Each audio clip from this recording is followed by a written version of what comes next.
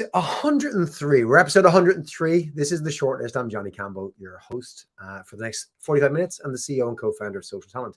And today we're going to be talking about creating community in the digital world of work. I'm back in the home office today, which we'll bring up again in a few minutes. Great event last week in Barcelona. Thanks for those of you who joined us live, listen to the podcast as well. We had a fantastic chat, and we're going to up the game again this week.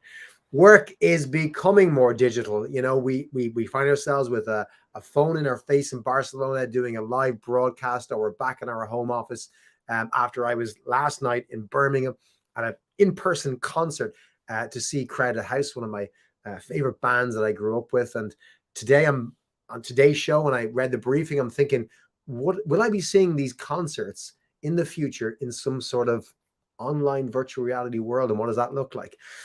Let's rewind just a second, right? Let's go back to how do we create community in this digital world of work, right? So the pandemic, we keep talking about it, 2 years in, put us through a crash course in operating remotely. It accelerated trends that were already in existence and beginning to emerge, so much so that the kind of future of work is more talked about as the present of work, right? The future of work arrived all of a sudden like a bang in mid-2020. But how do we keep ensuring that our employees feel connected, included, and most importantly, seen in this new reality? I'm really excited to have our guest join us today. Our guest today is Rick Kelley. Rick is the head of Meta Ireland. Some of you may know, obviously, Meta as Facebook, WhatsApp, Instagram, and he's the VP of Global Gaming for Meta as well. And we're going to be discussing today what the Metaverse could mean for integrating work, how the foundations for future leadership practices are being laid right now, and why our approach to diversity, equity, and inclusion needs to evolve along with everything else in this new digital world of work. Rick, you're most welcome to the show. I'm wondering if you would perhaps give us a minute to introduce yourself to our audience. Who's Rick? What's your background? How did you get here? Why a person with that accent is running Meta Ireland, perhaps, and why this topic is so important to you. Right on. Well, first of all, Johnny, thank you very much for having me.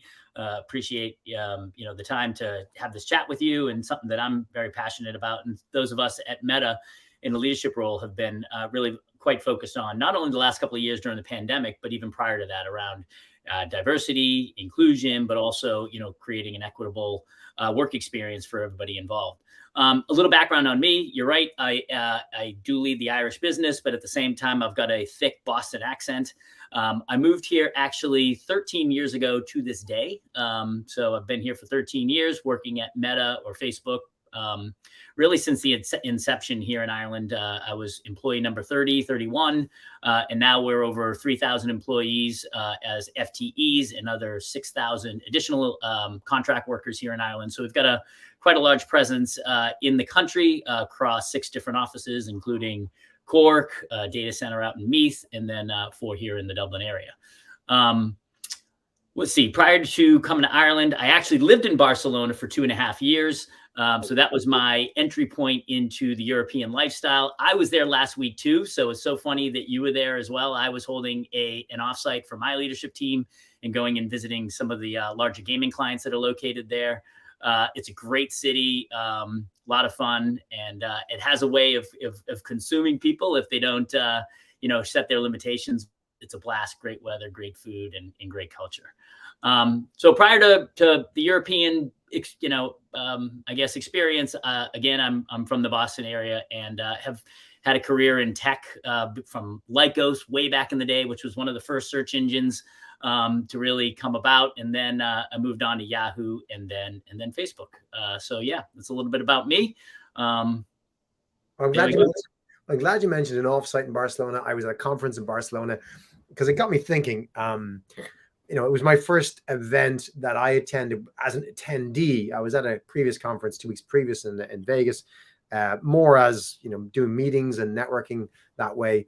But I was just an attendee at a conference, and I've been attending virtual conferences for the last 2 years in Zoom and Teams and all that stuff like everybody else. And what I realized I was missing was the chance encounters, the unexpected, unplanned meetings and events. And a lot of us who've done virtual meetings kind of have miss that. And we realize that's a weakness in a lot of the platforms that we've been using the last 2 years. And it kind of brings me to our first article that I'd love to jump in and discuss with you today, Rick, which is actually coming from Harvard Business Review, published last month by Mark Purdy, on how the metaverse could change work.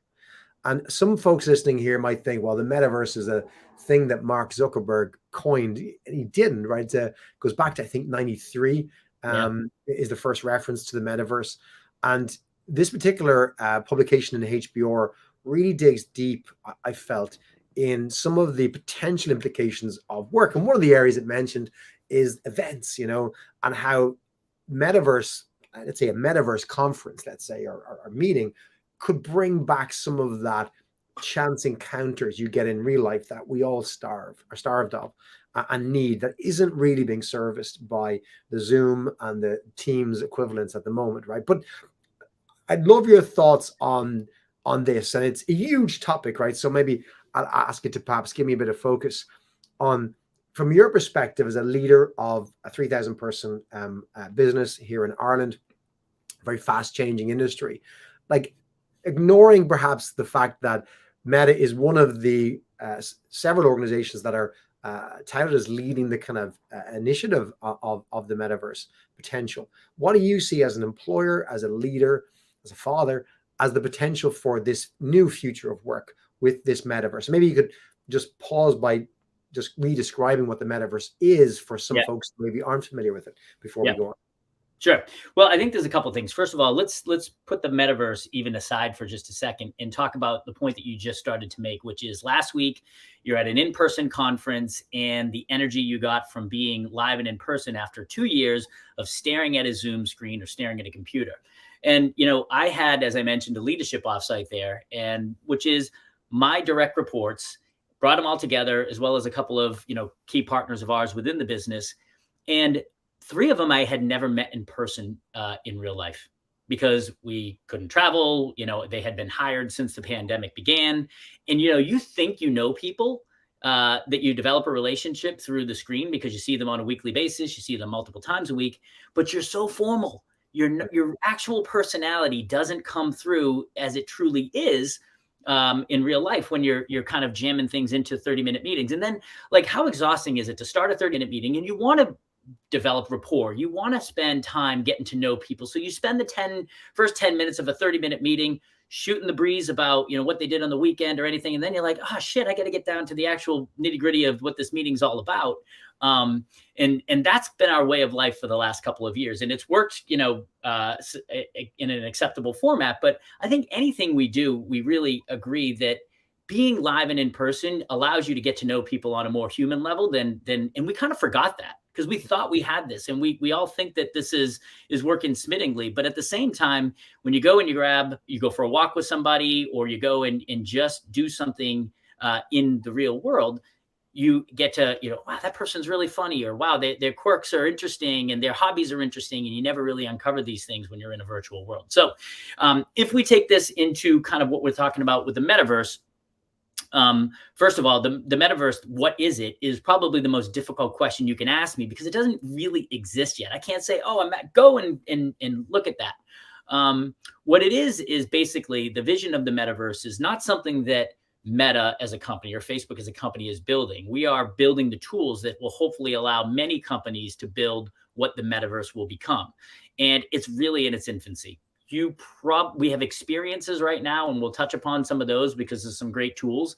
But at the same time, what it is today is not what it's going to be in 5 years or 10 years. It's going to, really grow. And think of it as almost like at the dial-up stage of what the internet was, way back in the mid 90s when we were all getting online for the first time. If you were alive at that point, I know some of the listeners may actually not be. But when we describe what the metaverse is, let's take a 2D experience that you have on the web and you bring it into a 3D immersive world. And so a couple of examples of that, as you mentioned, you were going to see Crowded House in Birmingham last night. Well, we actually have the Foo Fighters live and in concert within our metaverse environment. And so, instead of being, this took place a couple of months ago down in Australia. And if you're not in Australia, you couldn't see the Foo Fighters at this concert. But you throw these little glasses on, or the goggles, and then now all of a sudden you're sitting front row for the Foo Fighters. And, this is a free experience and everybody got to, participate. But like, if you think about how that could actually develop businesses moving forward, Crowded House can reach you, from whatever location that they're at. And if you're one of your favorite bands from yesteryear, you can experience them in any way that you want. Transform that out into the NBA. The NBA Finals is taking place right now. Again, if you're not in Boston and you're not in Golden State or in San Francisco, you can't go see those games live and in person. You throw the goggles on and you're right there courtside. You're sitting there watching the whole game taking place, and it's an immersive entertainment experience that you wouldn't be able to have because your physical limitations.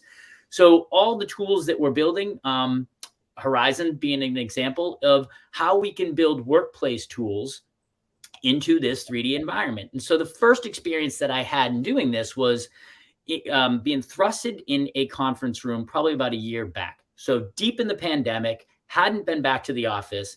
I've got these goggles on and boom, I'm sitting next to my coworkers in a conference room looking at their avatars. And I got really choked up because it had been a long time since I had felt that proximity to another human being. Even though it wasn't looking at their faces, I was looking at their avatar, but this is how they had seen themselves or how they wanted to depict themselves in this environment. And we actually had something where we could see our hand movements. You could actually high five because you've got your paddles there. And so it's a great collaboration tool. And now we're just building on the usability of this so that I can present whatever's on my laptop on a whiteboard, on a screen. I can go and draw on a whiteboard. So all the things that you're used to doing in this physical office world, we can now do in this metaverse environment, to create more collaboration tools and more opportunities to be close together when we could be, eons and continents apart. I had this experience a couple of months ago. Yasser Ahmed, who's been on our show before, he's the VP of talent for HelloFresh. I called up Yasser about an event we were trying to organize for some customers and getting some feedback from certain customers about should we do it in person, should we not? This is back in January. And the consensus was let's not do it. It's the wrong time to meet up in person, but we want to try and get some community. And Yasser said, well, would you not use Oculus, to create this event? And I was like, really? And he says, yeah, I play poker with my friends. We use VR sets and we do this. So we experimented. I for the first time I set my device up and I got my son's Oculus. I stole it from him and put it on, and I went into a meeting room and with Yasser and a few others. And I was amazed because I was a bit of a cynic as to what's the work application, because I want to watch the Foo Fighters gig with my headset absolutely all day long. I'd love to watch the NBA finals all day long, but I'm thinking, really, but work? What's the application? And like you, I did it. I went into a conference room and I was able to sync my Apple Mac and access everything on my computer in this virtual environment using my paddles. And actually, I was able to put them down and still do stuff. I was quite amazed. Without the paddles, I could do so much. And create this, I drew my room with the lines and all this kind of stuff. And it was wonderful. I had my whiteboards. I could change everything around me. It was just such an experience that you just have to do it to really understand it, was my sense of it. And I've begun to kind of open up a bunch of questions for me, right, that I want to maybe discuss with you, right, around, what would be better? Because maybe we'll start with what isn't working in this hybrid world, right? Because I'm going to skip past the whole conversation of are we going to be remote working or hybrid working from now on? Because I think, the people voted and they want it, right? And the organizations that are coming out, Mr. Musk and others saying, we're not doing this, they're getting a negative reaction, right? People want this. They've proven they can do it. It's here to stay. If companies aren't doing it, like, get on the bus, right? But moving to how do we make it better? There are loads of positives about this, and we'll have a look in our second article about some of the research that McKinsey's have published on this. Loads of positives about remote working, but what is missing? What's still not there? You touched on some of them. You touched on this in-person experience, getting to know somebody socially and their, who they really are. What else do you think is just not really working terribly well? Like, what do we need a solution for? I'm saying there's a thing called the metaverse. Let's find uses for it. What problems actually still need to be solved in this hybrid office environment, in your opinion, Rick? Yeah, well, I think there's a handful of things. I mean, number one, onboarding in a new company is incredibly difficult. Doing it from an office, a kitchen table, a basement, wherever you're from. Like, how do you really get to the essence of what a culture is in a company? if you are not really participating in it, or if you're, doing it behind a screen. And so, I think one of the ways that maybe the metaverse can be supportive and helpful in that is putting you in an auditorium with your other brand new coworkers that are going through orientation all as one.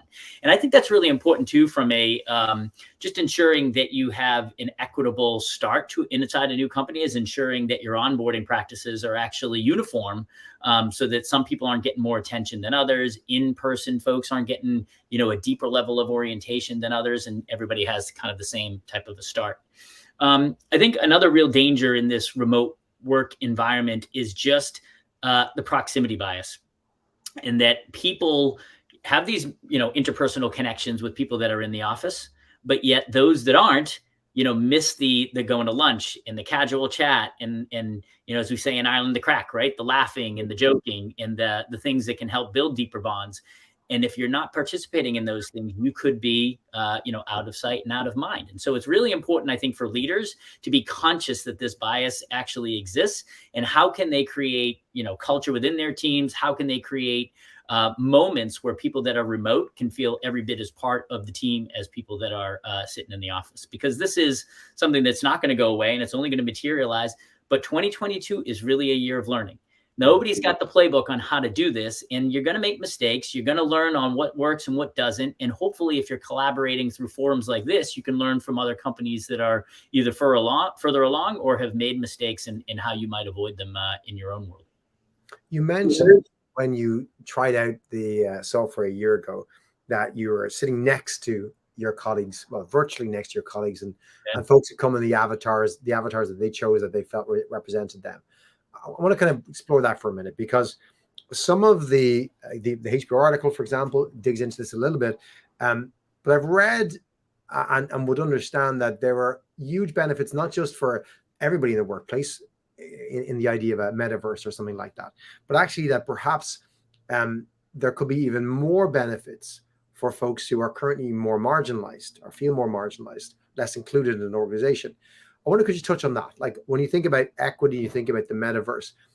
What are the more exciting potential areas of the metaverse that could really help drive more inclusivity, more equity in the workplace that we have today? Sure. Well, I mean, if we even just take a step back and look at remote work and working, in a hybrid world, we're all in a different place. Right? Some people like, oh man, the last 2 years have been great. I've really enjoyed working from home, and this suits me, being able to, meet the kids on the school bus when they come home, or whatever it is, and really integrate work life.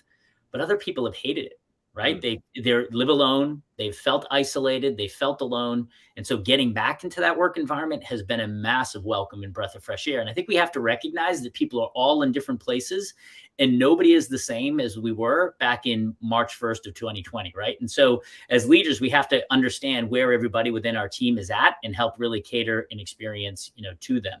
But if we actually shifted the gears a little bit to, people that are more marginalized and are feeling that, working remotely can be more suited for them, the study in that article says that, people with disabilities have actually appreciated being able to work from home more, because access to some of the things in the office are more difficult. Even the commute could be more difficult. It depends on what the disability might be, but if it's vision or hearing, not all of our experiences are designed for these people to, in an equitable way. And so if they have these things at home, they feel like they're able to do their best work. But also it's people that, self-declare as LGBTQ plus, they're 13% less likely to want to go into an office because they feel that they have to hide who they really are around people in the office. Or people in the trans community have an even greater degree of wanting to work remotely. And so, recognizing that those people are every bit a part of our teams and have we want them to feel as included and welcome, and that may be, if that's what makes them more comfortable to work from a remote environment, we should be doing all we can to foster that. And so, I just think that article brought out some really interesting points around people that are perhaps you wouldn't be enlightened to the fact that there are certain demographics or EURPs that would feel more comfortable or feel like they could do better work at home. I also touched on, if I recall, more examples such as folks from the autistic community, folks on the spectrum who are more visual learners and visual communicators, then that that the benefit of a potential metaverse is that you have that different mode of learning. Which I think it's not just folks in a community like the autistic community. It's anyone who's just a better visual learner than they are a reader. We all have different learning styles. We all like different approaches. It opens it up to more opportunities. And maybe that's what hybrid has done as well. It's given us more flexibility. Your point around it's not for everyone. Okay, great. I think the companies that are doing it well are saying we will provide a workplace for those who want a workplace. We'll provide an online experience for those who want an online experience. We'll probably zone in on a primary experience. That will be the default. So there's less confusion. That seems to be consistent enough amongst a lot of organizations. But it is about opening up more opportunities for different ways for folks to connect, which again, the idea of inclusivity, there isn't one type of person working in our organization. We want different things. It brings me, if you don't mind, to our second article, which I think is really worth mentioning, and we'll share the link out. And it's research that McKinsey's recently published on hybrid, making it fit with your diversity, equity, and inclusion strategy. I know, the DEI theme is a big one for you, Rick. You've been a champion of more equity in the workplace in your team within the gaming business in Meta. And maybe you can touch on some of that. But the McKinsey article here I thought was really interesting because it digs into the data rather than just opinion that would show that hybrid working really does have the benefit or potential benefit of driving more equity, more inclusivity in the workplace. So yet another reason to embrace it. What were your kind of big learnings from this, if there were learnings for you, Rick, from this McKinsey research? Well, I mean, I think we at Meta, we've tried to take a leadership role in not demanding that our employees work in our offices. And so one of the things that we've offered is the ability to work remotely, the ability to work cross-border. And part of it is to provide some flexibility for employees to work where they feel that they can do their best work. But also it has a valid business reason too, that we can recruit in areas that we never thought we'd be able to, pull talent in because we didn't have an office in that location. And I think if you look at the engineering hubs that we have as a company, it's places like Seattle, Northern California, London, and then pockets elsewhere. But like if you're living in, name a country in Europe, in Spain, for example, your ability to join our ranks as an engineer are pretty limited if you're not willing to go and move to be part of that. And that doesn't suit everybody. And so the whole idea about being able to work remotely is bringing jobs to more disparate locations. It's bringing jobs to people that may not have the ability to go inside an office for 40 plus hours a week. And, I look at, people that have children at home, that there's different, ways that limitations that they may have if they don't have, childcare at their ready, that remote working can offer them more flexibility to get the job done. Yeah, it's a big issue. We have opened up the office to so many more people who perhaps we didn't realize weren't able to go work for a company because they didn't have an office in the same country, or the city was too far away, or the commute was too much. I loved the McKinsey piece around inclusion. They've kind of summarized it in 3 pillars, I guess, where they talk about work-life support, team building, and mutual respect, right? And this is kind of, I believe, the employee survey, that there's consensus there that they're the 3 practices that drive most inclusivity, right?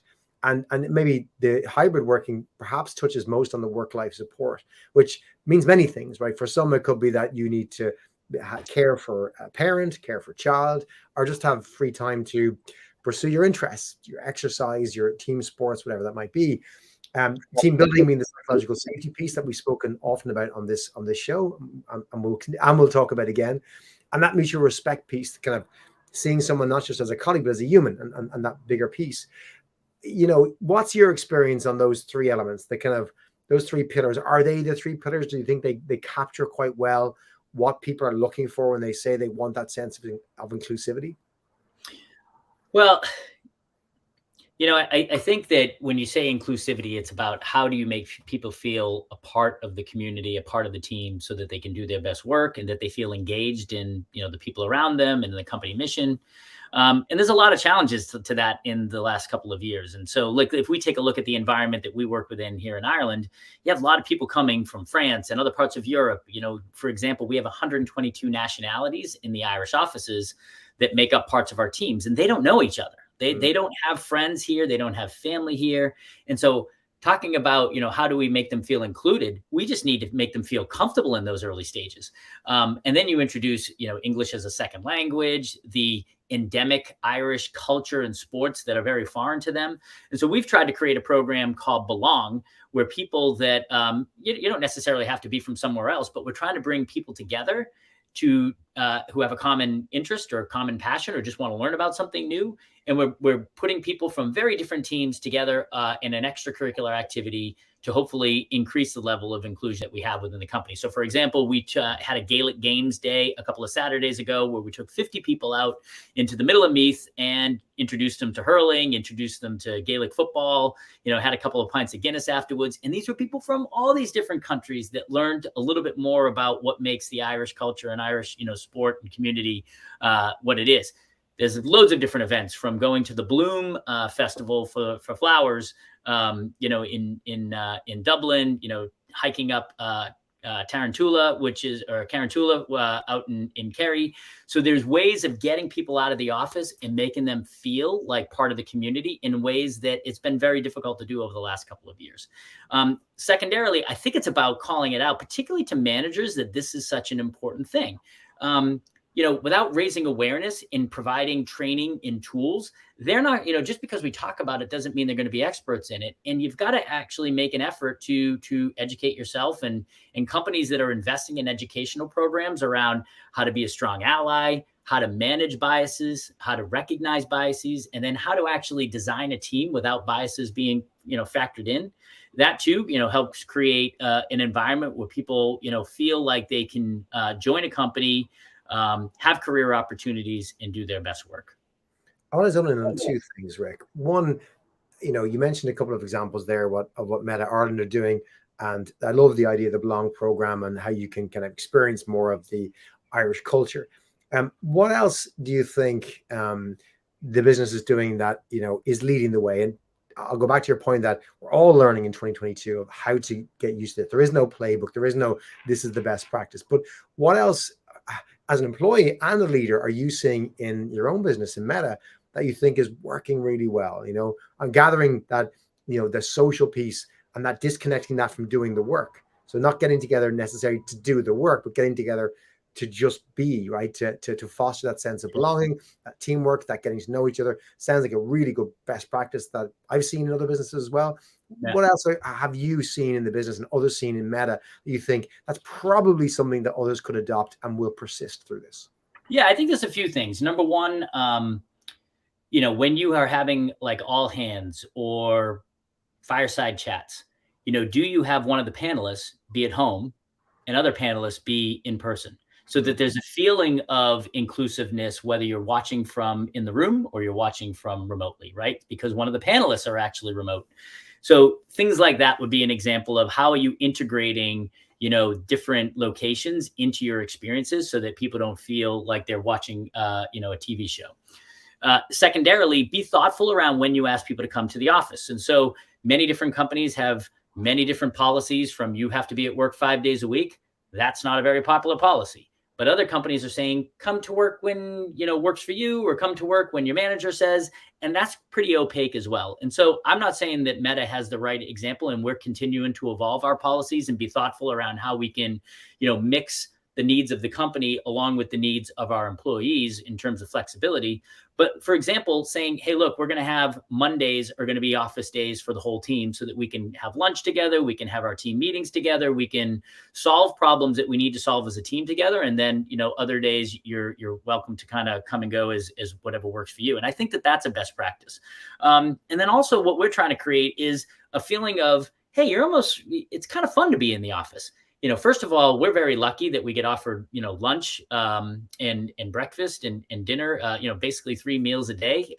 that's pretty darn good food. And like, come on in and see, on Thursdays we have International Food Day, where, you know, this week it's going to be, I don't know, Jamaican food, and next week it's going to be 4th of July, so it's going to be American food. And to create these themes that are almost like moments that people want to be a part of.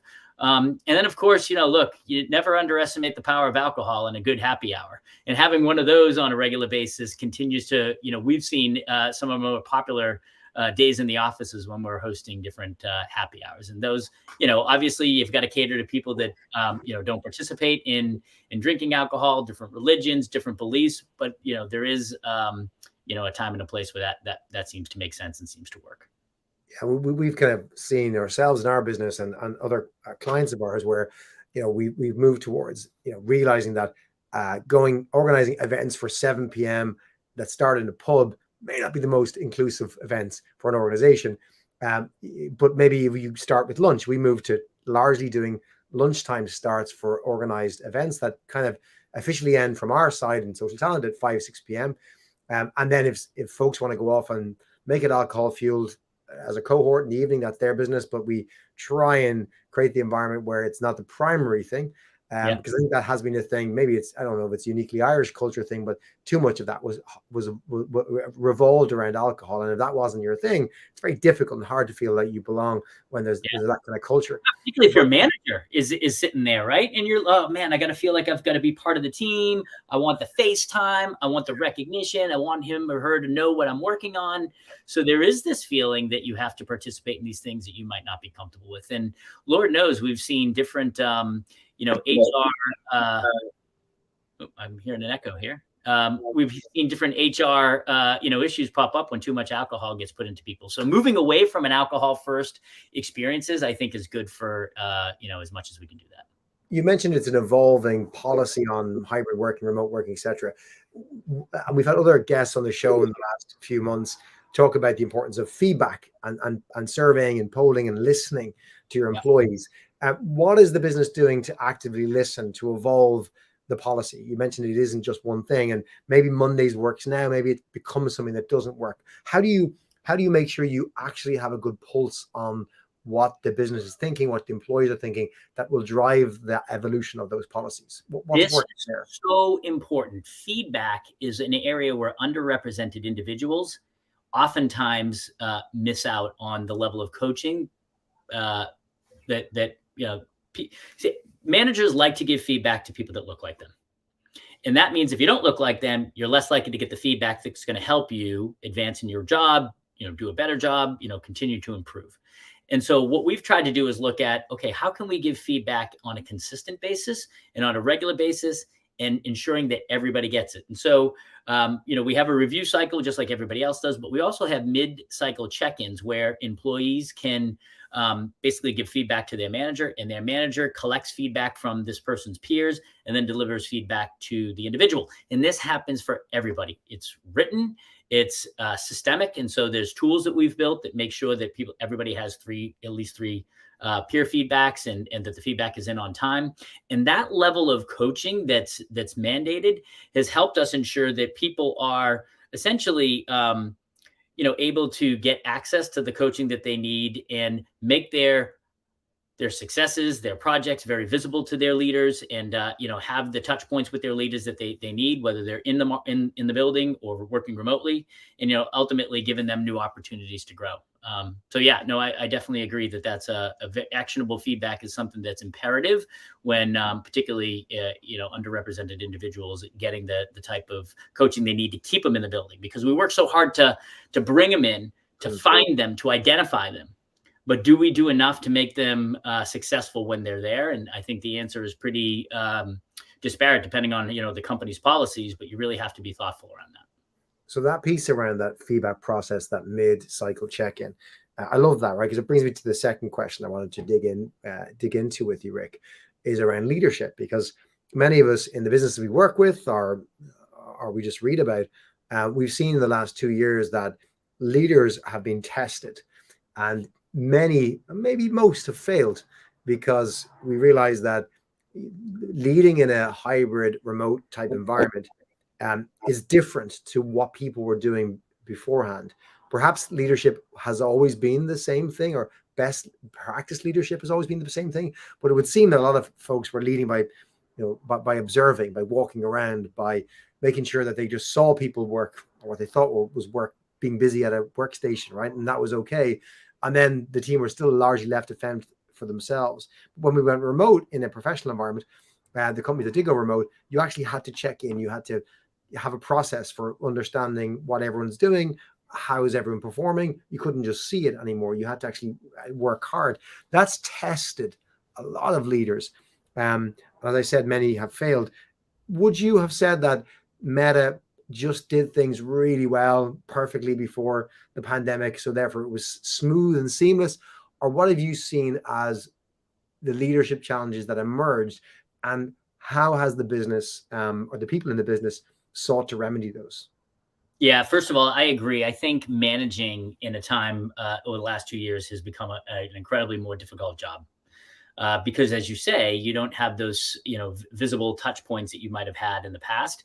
And so, to me, no, of course, Meta doesn't have this all right, and we have plenty of managers that are doing things, one way, and others that are doing others. And hopefully, if we're sharing the best practices, then we can all kind of take advantage of those and do the best we can. But this is certainly an evolving process. But I do think that the managers that set appropriate goals for their teams, and then they manage to the goals and track the progress, then you're gaining visibility of the actual output of the employee that we're talking about.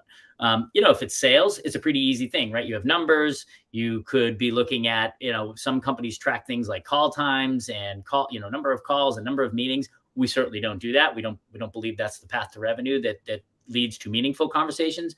But there are other touch points that a company needs to, or that employees need to have with their customers, whether it's sharing back information to their team, are we, doing presentations that helps move the needle with clients? Are we developing the research? There's all sorts of different, objectives that people can have that we need to manage towards, so that we can, understand if employees are engaged, if we're understanding, the type of output that they have. And so it's hard work. And, other teams like engineering will have a different set of criteria that they can use.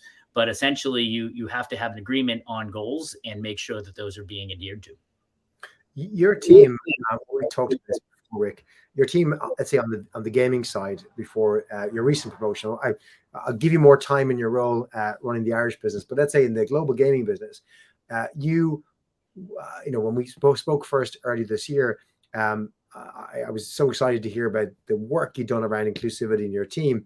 Yeah. And we talked about the broader challenge that businesses have when they're trying to set goals around inclusivity and diversity. A lot of them rely on KPIs, and KPIs have a role to play, and a lot of organizations use them. Diversity KPIs that they set the business that they want to have, inclusivity measurements, perhaps through engagement that perhaps they're doing. But, something you said to me struck me, and I thought I've used it again with many, many people, and I just thought it was super interesting. I wanted to touch on again, was that, and correct me if I'm wrong on this, you mentioned that you felt the success that the business had maybe was down to, or certainly in part to, trying to focus on the behaviors of individuals a little more than the actual outcomes. The belief that if you've managed to the behaviors, the outcomes will happen. Managing to the outcomes can actually lead to inappropriate decisions being made, but managing to behaviors generally on scale drove the right outcomes. And it's an important distinction, because I've thought lots about it since you mentioned it. I wonder, would you mind, in your words, better words, just explaining that concept, and perhaps share with me, do you think it's something that has a broader applicability across many, many different ways that we can lead in this kind of hybrid world? Yeah, sure. I mean, to take a step back, when we looked at what diversity means in our gaming business, 23% of industry professionals are female. So this is a male-dominated industry, and it's tough to open doors for females that want to have a career in the games world. And so that's been, one of the things that I've thought deeply, and my team has thought deeply about over the last 5 or 6 years, is how can we enlighten women to the roles that are available in this industry? Because if you look at people that play games, it's not just people that are playing like first-person shooters in their parents' basement. That's not what defines gaming. Gaming is things like Candy Crush. It's things like Words with Friends. It's casual games on your phone. And guess what? Women play those games more frequently than men do, or every bit as frequently. And so if you're going to build games for that audience, or you're going to market games for that audience, well, then certainly you need people from that demographic to really, be able to connect with those consumers. And so we've made it a mission to highlight with something called She Talks Games, and highlighting how women have found themselves in the industry, some of the challenges that they've had working within a male-dominated world, how they've overcome, how they've found allies to help support them through some of these challenges. And we've created a video series called She Talks Games that really gives, about 100 women's story about how they found themselves in the games industry. And it's led to us to have different practices when it comes to recruiting and hiring. We ensure that there's at least one underrepresented candidate for every job that we have out there. We have at least 2 underrepresented employees giving the interview to the entire roster of people going through the interviews, so that if you're coming in, you see that what representation looks like within the games industry at Meta. And we've been very, very proud of the results that we've been able to achieve. And now we have more than 50% of our team within gaming identifies themselves as female, and more than 50% of our leaders, which is even more important, because then you have representation to see what that looks like. And so when you talk about behaviors versus results, I mean, there's different ways to drive revenue, and we're a revenue-driven team for the most part, the majority of us. And there are practices that you can employ that helps you get to revenue that might not be healthy revenue, it might not be long-term revenue, it might be revenue that the company could do without. And so what we try and emphasize is how did you get there? What's the long term? Are you building relationships that are meaningful? Are you presenting research that maybe doesn't get us revenue this quarter, but gets us revenue over the next 6 quarters, because it's a longer term way of thinking and being strategic around how to develop accounts? And so, that's just one example where the almighty dollar isn't the last and only thing that we use to kind of coach our team on and drive our teams towards. It's really about how well do you navigate these type of conversations. If you're a manager, are you leading with things like empathy, humility, and are you, able to identify with people and make them feel connected to the mission because of the way that you represent the company? I think it's really important. So many aspects. You mentioned our revenue roles, how it's not just about the final KPI, which is often a revenue number that can drive the wrong behaviors. I think this comes up in particularly the world of diversity and hiring, and trying to manage teams where, again, if people are focused on a number, they can just drive the wrong outcome. Whereas what we've always heard is the behaviors. Are you, as you said, are you ensuring there's representation on your shortlist, on your interview panels? But you run a really good process. And again, on scale, you mentioned a couple of times, a really good process. So are the behaviors what we expect to have in place? We set the expectation, this is what we want. And then are we confident that those behaviors will drive the outcomes, which again, there's measurement in that, and you can see the correlations. Yeah. I just love that. It's an important way to kind of operationalize this stuff. Because folks, I think, can look at targets and goals and go, this is what we want. And they set the targets and goals and expect it just to happen. Whereas I think, the lesson that I took away from our first conversation that we had on this topic was that actually, more focus, or at least equal focus, on the behaviors that drives the outcomes will lead you to that success. Because that's a fantastic, achievement. 23% in the industry to over 50% on scale. You're not talking about a small team. This is a large global gaming team that has this representation, and the reasons behind it are fantastic. You've articulated really well in terms of, not that we need to, but the business case in terms of understanding who the customer is using these products as well, Rick. We could go into a whole bunch more on leadership, a whole bunch more on driving that sense of belonging and inclusivity, but I'm very conscious of your time. You're a 3,000 person organization to run in Ireland, a global gaming business that you also run in a dual role.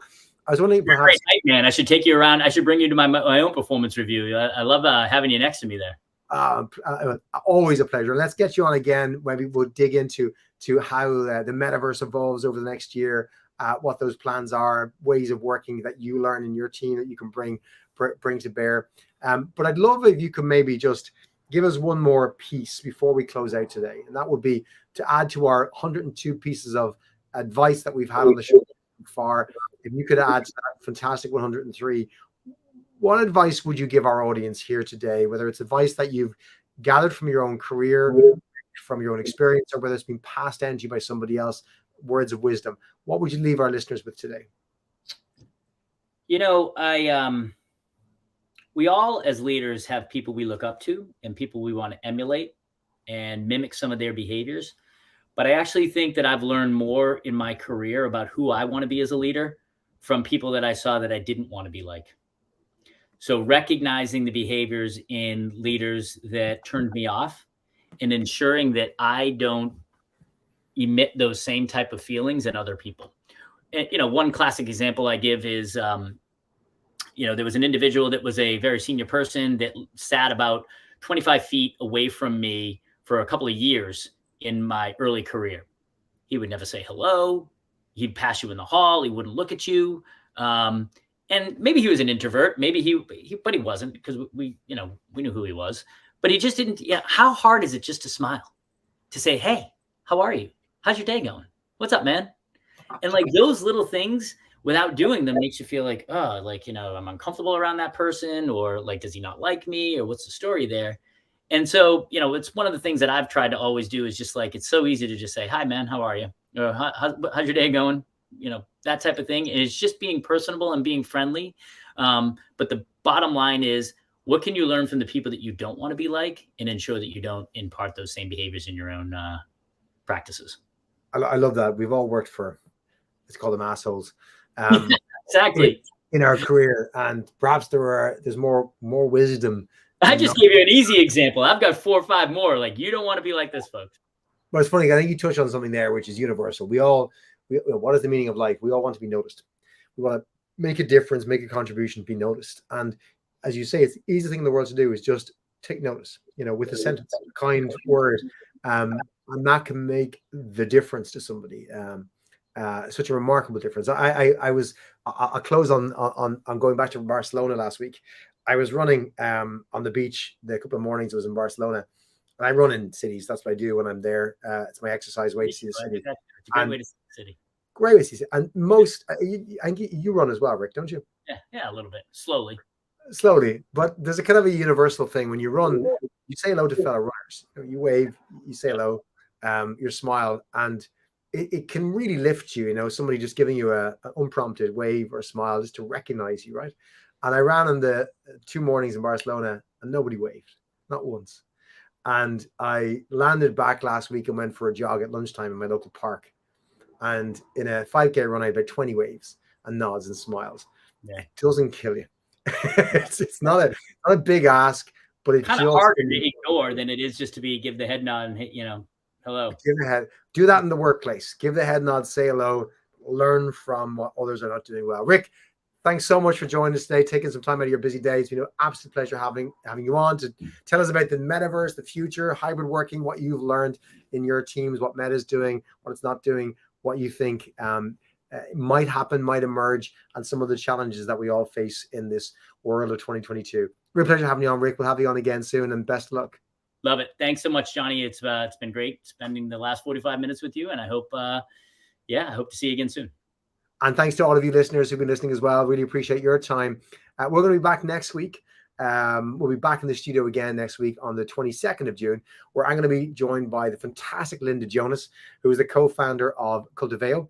And she's also a contributor to the Social Talent Platform, delivers a fantastic course on remote leadership on the Social Talent Program with her good buddy and colleague, Jason Lawrenson.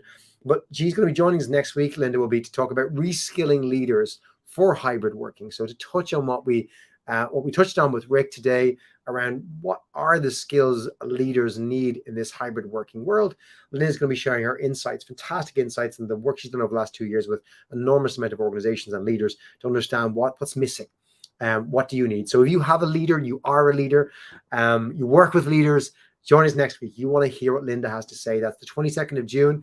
We'll drop the podcast that evening, or you can join us live on LinkedIn or YouTube at 4 p.m. UK Irish time, which is 11 a.m. on the East Coast of the US, 8 a.m. on the West Coast. But again, if you missed that, don't worry. Podcast will be live in Apple, Spotify, wherever you find your good podcasts, come Wednesday evening, wherever you are in the world. Until then, thanks for listening. And don't forget to take Rick's advice. Look out for what the assholes in your career have done, and don't do what they've done. And don't forget to give a wave next time you see someone out for a run or in the office. Take care. We'll talk to you soon.